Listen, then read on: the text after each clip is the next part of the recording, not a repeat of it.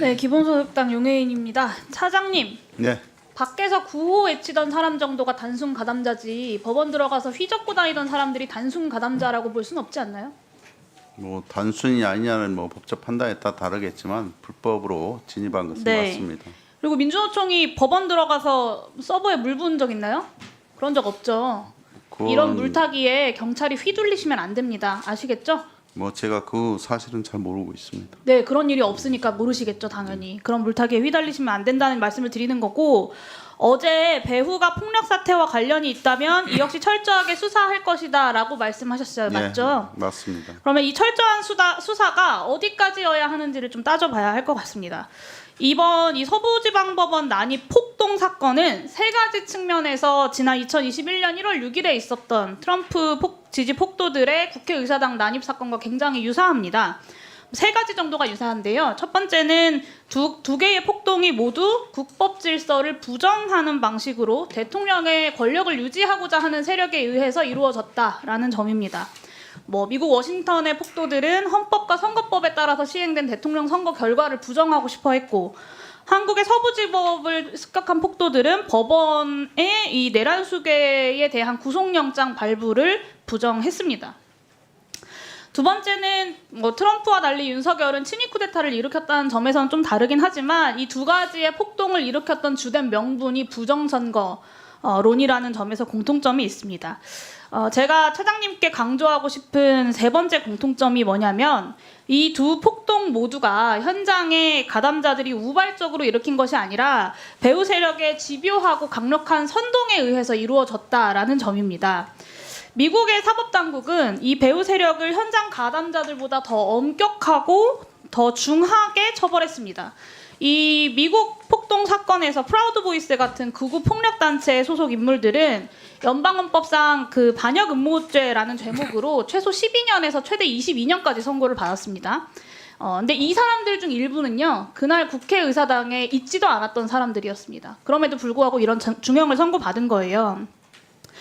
그리고 이 미국 사법 당국은 폭동일로부터 3년이 경과한 2024년까지도 이 폭동에 가담했던 사람들을 끝까지 추적해서 체포하고 기소했습니다. 이 점을 좀 유념해 주셔야 될 것 같고요. 똑같은 잣대로 지금 한국의 상황을 보겠습니다. 윤상현 의원은 당일 법원에 불법적으로 침입해서 체포된 이들을 애국 시민이라고 추켜 세우면서 훈방될 거니까 걱정하지 말아라 라고 이야기를 했고요. 정광훈 목사는 윤석열을 구치소에 가서 윤석열을 구출하라고 합니다.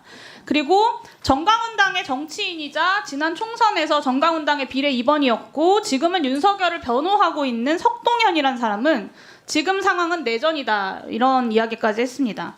그리고 국민의힘 전 최고위원 김재원 전 최고위원은 성전이다, 십자군이다 이런 이야기까지 합니다. 그러니까 제가 더 말을 안 해도 이번 폭동이 내란 수괴 윤석열과 그 추종자들의 집요한 선동에 의해서 벌어진 일이다라는 점은 주지의 사실입니다. 저는 이번 폭동 가담자들에 대한 엄벌은 폭동이 아니라 저항이었다. 아니면 폭동이 중요한 게 아니라 그 이유였던 수사당국과 법원의 불법적인 행태를 주목해야 된다. 따위의 물타기를 하고 있는 국민의힘만 빼면 이미 사회적 합의가 충분히 존재한다고 생각합니다. 미국에 반역 음모죄가 있다고 하면 한국에는 내란죄, 그리고 최소한 소유죄, 그리고 범죄단체 결성죄가 있습니다. 그리고 그런 상황에서 지금 가장 중요한 것은 경찰에게 이 폭동 사건을 실제로 엄단할 실질적인 의지가 있느냐. 이것이 가장 저는 중요할 거라고 봅니다. 그리고 그것을 판단한 기준은 미국이 그랬고 직무대행 본인께서도 이야기하셨던 배후 세력에 대한 철저한 수사입니다. 그래서 질문을 드리겠는데요. 경찰이 배후 세력의 수사 범위 그리고 기준을 설정했을 겁니다. 현장에 있었던 일부 극우 유튜버들은 말할 것도 없고 미국 수사당국이 그랬던 것처럼 현장에 없었다고 하더라도 이번 폭동을 꾸준히 선동해왔던 정광훈, 석동현 이런 자유통일당의 주요 인사들 그리고 법원 담을 넘은 폭동자들에게 용기를 불어넣었던 훈방될 것이다라고 용기를 불어넣었던 윤상현 의원 같은 정치인들까지 배후 세력으로 철저히 수사해야 된다라고 보는데 그럴 의지가 있으십니까? 의원님 말씀대로 철저히 수사해야 된다는 데는 공감을 하고 있고요. 저희들이 객관적 사실은 불법 법원에 대한 침탈은 확실한 거고요. 다만 이제 주관적으로 이게 계획적이냐 아니냐 이런 문제에 대해서는 지금 수사를 계속 진행하고 있기 때문에 추후 사실관계가 나올 거라고 생각하고 있습니다. 네, 반드시 그렇게 처리해 주셔야 되고요. 수사국장님, 예. 잠깐만 시간 멈춰주시고요. 네. 구속영장 신청하셨죠? 네. 네, 무엇으로 의율해서 신청하셨습니까? 특수건조물 침입, 특수공무집행 방해, 특수재물손괴 뭐 등등 해서. 네, 제가 이따가 추가 질의에서 더 말씀드릴 테지만 소요죄, 내란죄에 대한 내란죄 의율에 대한 검토까지 적극적으로 하셔야 된다고 생각합니다. 수사 단계에서부터 이 폭동에 엄정히 대처하지 않으면 앞으로 언제 다시 이런 폭동이 일어날지 모른다라는 점을 경찰이 명심해 주셔야 됩니다. 네, 검토하겠습니다. 검토하고 있습니다. 네.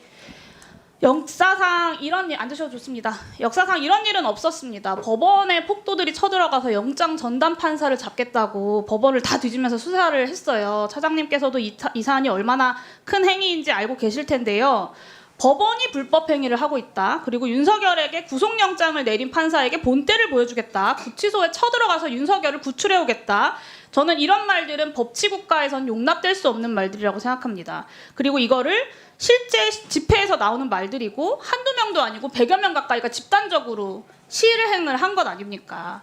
그리고 표현의 자유를 정말 생명처럼 여기는 미국에서도 이런 부분들을 다 중형에 처벌을 했습니다.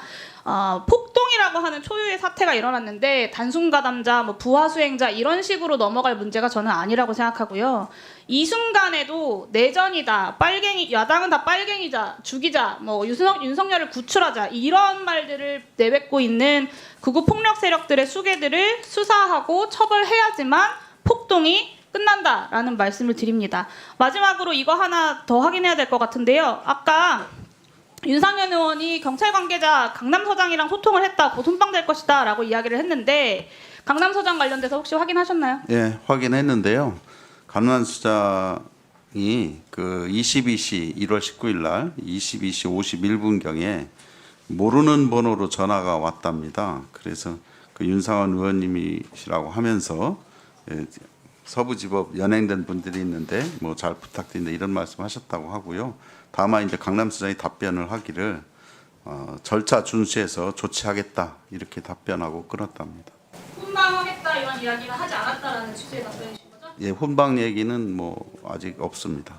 그러면 윤상현 의원이 실제로 강남서장이 그런 말을 하지 않았다면 집회 참가자들한테 그런 말을 했던 부분이 조금 더 문제적인 상황으로 보이는데요. 집회 참가자들이 더 과격한 행동을 할 수 있는 동기부여를 심지어 거짓말로 했다라는 점이 방금 차장님 답변으로 드러난 겁니다.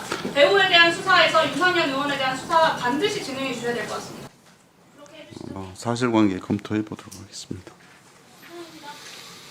자, 그러면 지금부터 잠시만 주목해 주시기 바랍니다. 제가 구독자분들을 위해서 선물 하나를 준비했는데요. 제가 항상 여러분들께 드리는 말씀이 있습니다. 뉴스만 평소에 잘 챙겨보셔도 돈이 되고 돈을 벌 수 있다라고 말씀을 드렸는데요. 여러분들은 여기 보시는 삼성전자 뉴스를 보고 어떤 생각이 드세요? 아니면 정치인들의 뉴스, 날씨 뉴스를 보고는 어떤 생각이 드시나요? 그냥 뉴스만 보고 끝내는지 아니면 이 뉴스를 어떻게 이용할 수 있는지 이 부분을 고민하고 계시는지를 되물어보고 싶습니다. 그 이유가 뭐냐 하면 제가 지난번에 여러분들께 뭐라고 말씀을 드렸었죠? 지금은 반도체 섹터를 눈여겨보셔야 한다고 말씀드렸습니다. 그리고 나서 이런 썸네일들 뉴스를 통해서 많이 보셨을 겁니다. 반도체 내용이 이슈가 됐을 때 부자들은 어떻게 생각한다?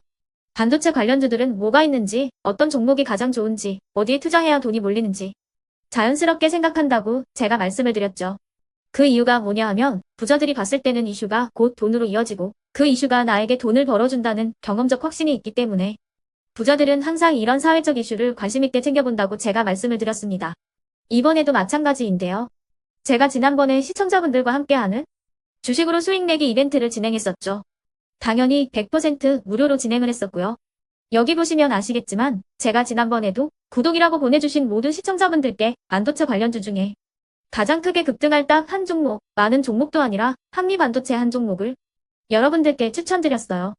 그러면서 여기 나와 있는 대로 정확히 얼마에 매수해야 하는지 그리고 수익률이 어느 정도 나왔을 때 팔아야 하는지를 이런 부분들까지 여러분들에게 정확히 알려드렸었는데 지금 실제로 어떻게 되었다? 오른쪽을 보시면 아시겠지만 제가 지난번 문자 발송으로 이 한미 반도체를 소개해드리고 나서 실제로 이렇게 5배 이상 어마무시한 상승이 나왔습니다. 100만 원만 투자를 했어도 무려 500만 원이 넘는 수익금이 생긴 거죠. 그래서 당시에도 굉장히 많은 분들이 제가 드린 이 한미 반도체로 수익을 내실 수가 있으셨을 텐데요. 다시 한번 축하드린다고 말씀을 드리겠고, 이번에도 마찬가지입니다. 앞으로도 2024년, 2025년 계속해서 기대해볼 섹터는 AI입니다. 그 중에서도 AI 반도체는 그 누구도 부정할 수 없는 미래 성장 산업입니다. 그러면 우리가 어떻게 생각해 볼 수 있을까요? AI 반도체 종목 중에 앞으로 크게 대장 역할을 하면서 10배 이상 급등할 수 있는 텐베고 종목을 지금부터 열심히 추적해야 한다는 겁니다. 큰 돈을 투자하지 않더라도 월급의 일부분 아주 소액이라도 이 종목을 모아가야 수백 %의 수익률을 손에 쥘 수 있는 것이죠. 지금 여러분이 보고 계시는 이 유튜브 또한 AI 반도체와 아주 밀접한 연관이 있고 반도체야말로 대한민국의 핵심 산업으로 앞으로 더더욱 시장은 성장할 수밖에 없습니다. 그렇기 때문에 제가 이번에도 뭘 보내드리고 있냐면 지난번과 똑같이 구독이라는 문자를 보내주시면 제가 AI 반도체 관련주 중에 앞으로 대장주 역할을 하면서 주가가 가장 크게 급등할 한 종목을 여러분들께 문자 발송으로 종목명과 사고 파는 시점을 모두 알려드릴 건데요. 그 문자를 받고 여러분들이 주식으로 돈 버는 연습을 한번 해보셨으면 좋겠고요. 혹시라도 나는 주식을 하지 않는다 하시는 분들은 주변에 주식하시는 지인분들에게 말씀을 해주셔도 되고요. 아니면 연세가 있으셔서 투자가 어렵다 하시는 분들은 이 종목을 자녀분들에게 한번 사봐라. 이걸로 한번 수익을 내봐라. 이렇게 조언을 해주실 수도 있는 거겠죠.